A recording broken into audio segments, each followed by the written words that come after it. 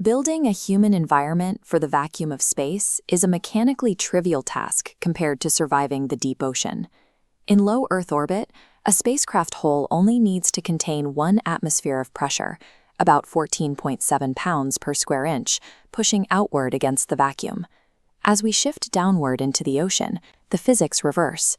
The structural threat comes from the outside in, driven by the oppressive force of hydrostatic pressure. Hydrostatic pressure is the force per unit area exerted by a liquid on a submerged object. Deep-sea exploration vessels require massive structural defenses. Their spherical geometries and thick mechanical chassis are explicitly designed to resist this relentless inward compression. The engineering delta between space and the abyss is entirely dictated by fluid density. Retaining pressure against an empty vacuum is simple. Resisting the physical weight of the sea requires monumental structural integrity. This equation governs fluid weight. Pressure equals fluid density, multiplied by gravity, multiplied by the height of the column above. Because water is dense, it acts as a relentless multiplier. As depth increases, pressure scales exponentially, adding a full atmosphere every 10 meters. The ultimate destination for this mathematical progression is the Hadal zone. These environments exist in long, topographic V-shaped depressions, ranging from 6,000 to 11,000 meters below sea level. At these depths, hydrostatic pressure exceeds 1,000 atmospheres, or 110 megapascals. Translating 110 megapascals into a physical engineering load reveals the scale of the environment. The weight is equivalent to a commercial airliner resting its entire mass on a single square inch of surface area. Descending into the Hadal zone is an ongoing mathematical battle against complete structural eradication. The physics of failure at these depths comes down to the fundamental distinction between gases and liquids. Water is an incompressible fluid. Its molecules cannot be physically squeezed significantly closer together. By contrast, air, like the oxygen sustaining humans inside a vessel, is highly compressible. The immense hydrostatic pressure of the deep ocean constantly seeks equilibrium by attacking highly compressible voids. A deep-sea submersible is a temporary, highly stressed barrier protecting a compressible void from incompressible fluid. Because water is incompressible, structural failure triggers a violently mandated physical equilibrium. Consider a rigid, hollow metallic cylinder descending into a pure, dark blue abyssal environment.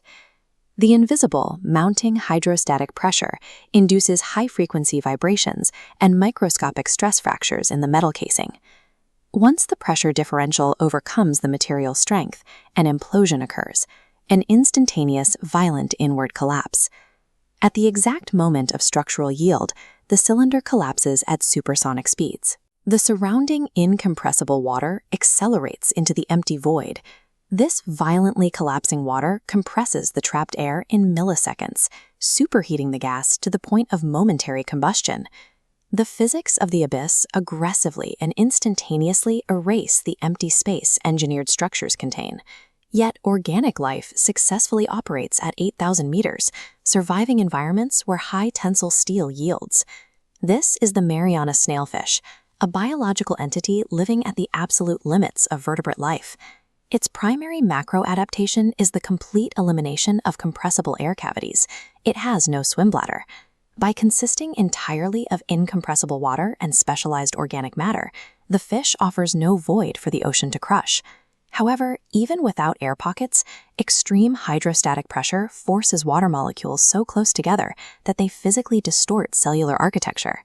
Without a macro void to implode, hydrostatic pressure instead attacks the organism at the molecular level, threatening to crush the functional shape of its proteins.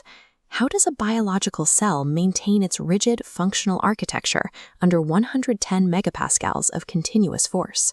The cellular solution is a class of Piezolytes. Specifically, organisms rely on trimethylamine and oxide, or TMAO, which serves as a biological piezoresistor.